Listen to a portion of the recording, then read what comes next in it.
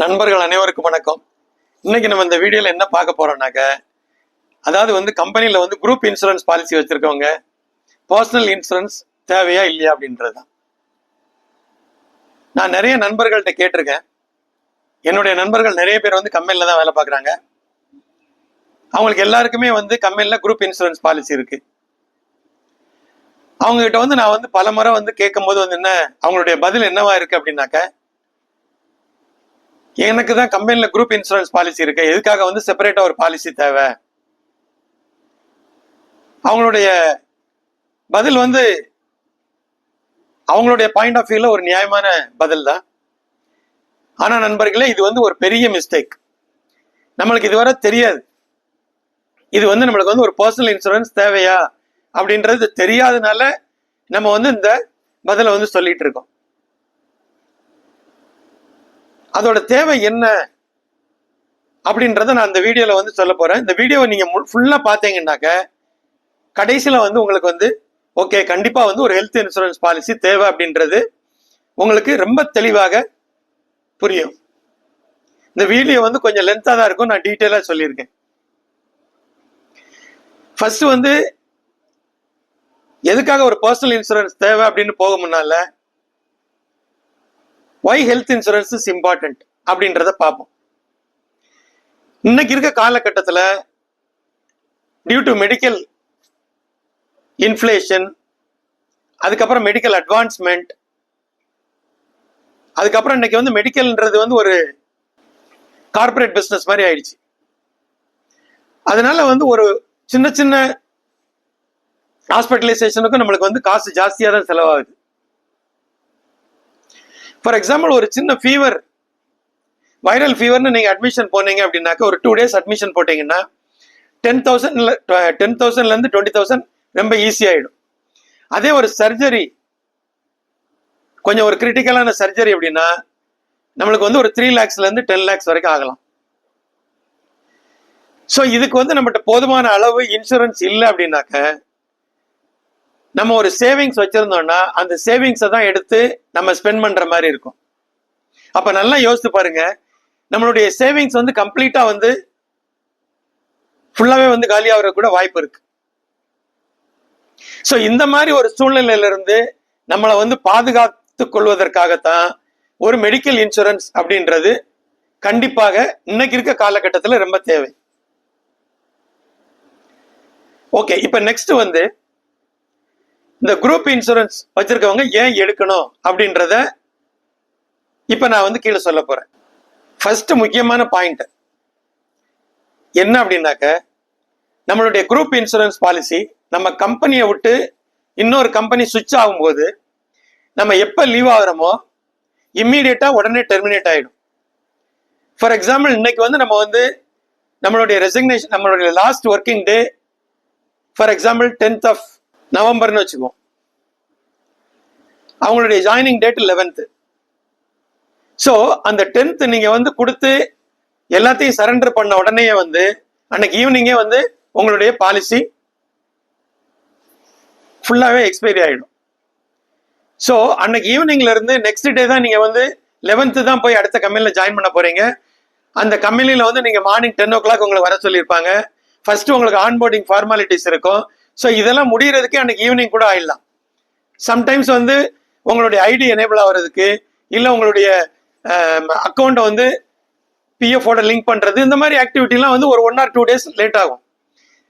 So இந்த இடைப்பட்ட காலத்தில் ஒரு மெடிக்கல் எமர்ஜென்சி வந்ததுன்னா இந்த குரூப் இன்சூரன்ஸ் பாலிசி வச்சிருக்கவங்களுக்கு பாலிசி கிடையாது. ஸோ இது இந்த மாதிரி நேரத்தில் உங்கள்கிட்ட ஒரு பர்சனல் பாலிசி இருந்ததுன்னா, ஒரு எமர்ஜென்சி வந்ததுன்னா அந்த பர்சனல் பாலிசி அதுக்குரிய எக்ஸ்பென்ஸை ஃபுல்லா அதுல இருந்து பே பண்ணிடுவாங்க. இது first point. Second point, most of the கம்பெனிஸ்ல மேக்சிமம் 2 to 3 lakhs கொடுக்காங்க. இது போதும் நினைக்கிறீங்களா? இன்னைக்கு காலகட்டத்தில் ரொம்ப ரொம்ப குறைவு. ஏன்னா இன்னைக்கு இருக்க மெடிக்கல் எக்ஸ்பென்ஸ் ரேட்ல இது ரொம்ப கம்மியான அமௌண்ட்.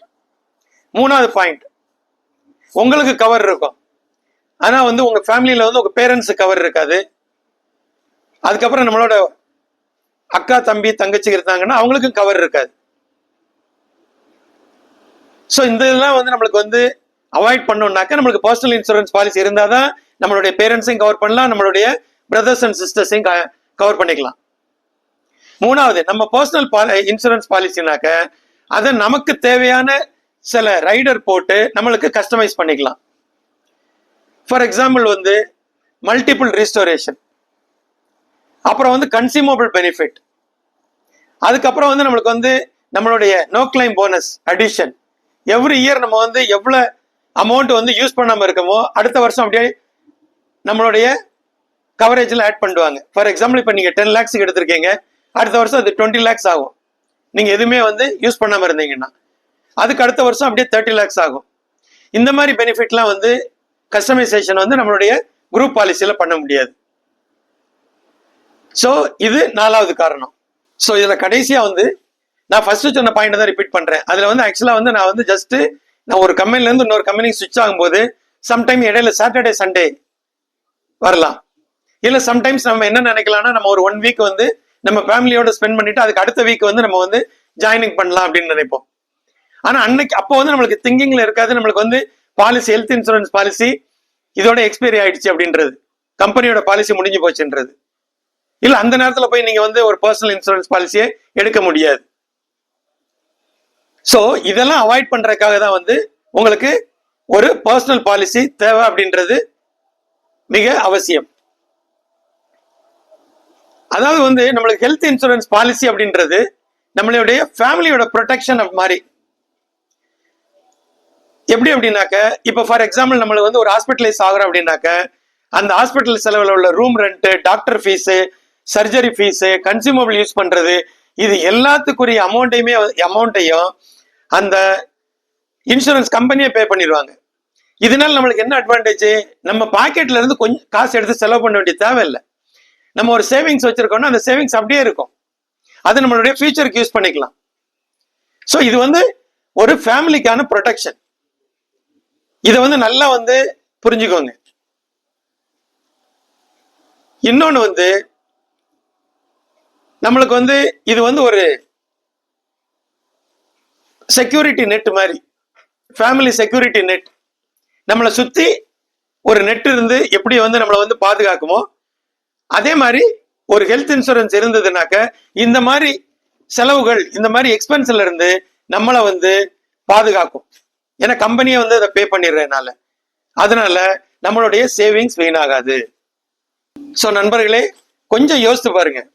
நம்ம இன்னைக்கு வந்து எல்லார் வீட்லயும் வந்து பைக் இருக்கு, எல்லாரும் கார் வச்சிருக்கோம்.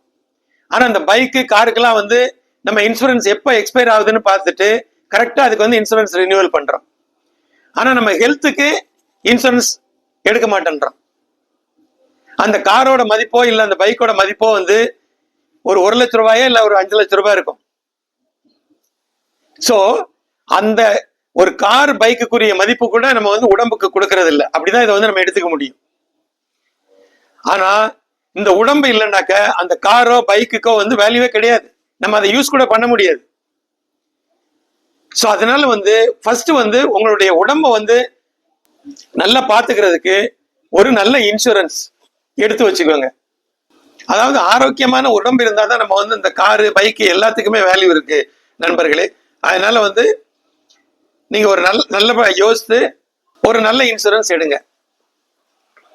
இன்னொன்று வந்து இந்த குரூப் இன்சூரன்ஸ்ல வந்து இப்போ 2 to 3 lakhs இருந்ததுன்னா this is for the entire year. So இப்போ ஒருத்தருக்கு வந்து ஃபார் எக்ஸாம்பிள் ஒரு 1 lakh, நம்ம ஃபேமிலியில வந்து ஒரு 4 பேர் இருக்காங்க, ஒருத்தருக்கு வந்து ஒரு 1 lakhs ஸ்பெண்ட் பண்ணிட்டோம் அப்படின்னா ரிமைனிங் இருக்கு நம்மளுக்கு 2 lakhs தான்.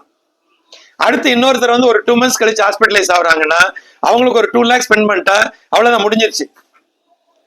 அதுக்கப்புறம் நம்மளுக்கு 9 months இருக்கு. அந்த 9 monthsல யாருக்காவது ஏதாவது ஒன்று ஒரு எக்ஸ்பென்சஸ், மெடிக்கல் எக்ஸ்பென்சஸ் இல்லை மெடிக்கல் எமர்ஜென்சி வந்ததுன்னா நம்ம வந்து பாக்கெட்ல இருந்தா ஸ்பெண்ட் பண்ணணும்.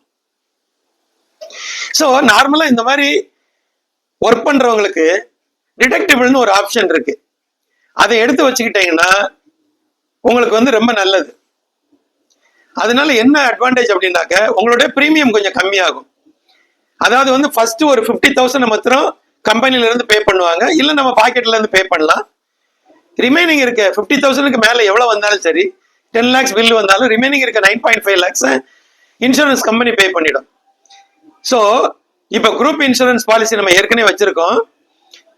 திடீர்னு நம்ம வந்து இந்த மாதிரி கம்பெனியில வந்து குவிட் பண்ணிட்டு வேற கம்பெனில ஜாயின் பண்ணும்போது கூட நம்மளுக்கு வந்து ஒரு கான்ஃபிடன்ஸ் இருக்கும். ஏதோ ஒரு மெடிக்கல் எமர்ஜென்சினா நம்ம பாக்கெட்ல இருந்து 50,000 தான் பே பண்ண போறோம். ரிமைனிங் என்ன அமௌண்ட் வந்தாலும் வந்து இன்சூரன்ஸ் கம்பெனி பே பண்ணிடுவாங்க.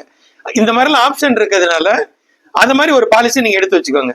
அந்த பாலிசியை நீங்க எப்போ வேணாலும் வந்து உங்களுக்கு நார்மல் பிரைமரி பாலிசியா இல்ல பேஸ் பாலிசியா கன்வெர்ட் பண்ணிக்கலாம்.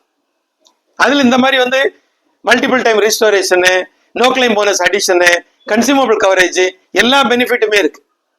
அதனால வந்து உங்க ஃபேமிலியில எத்தனை பேர் இருக்காங்க, அவங்களுக்கு எந்த அளவுக்கு மெடிக்கல் எக்ஸ்பென்ஸ் ஓரளவுக்கு ஒரு தோராயமா வரும் அப்படின்றத பார்த்து நீங்க வந்து ஒரு நல்ல இன்சூரன்ஸ் எடுத்து வச்சுக்கோங்க. ஸோ இதுதான் இதுல நான் சொல்ல வந்தது. ஐ திங்க் இதுவரை சொன்னது உங்களுக்கு யூஸ்ஃபுல்லா இருக்கும்னு நினைக்கிறேன். இந்த வீடியோ பிடிச்சிருந்ததுன்னா உங்க ஃப்ரெண்ட்ஸ் அண்ட் ரிலேட்டிவ்ஸ் ஷேர் பண்ணுங்க. சேனலை மறக்காம சப்ஸ்கிரைப் பண்ணிடுங்க. நன்றி, வணக்கம்.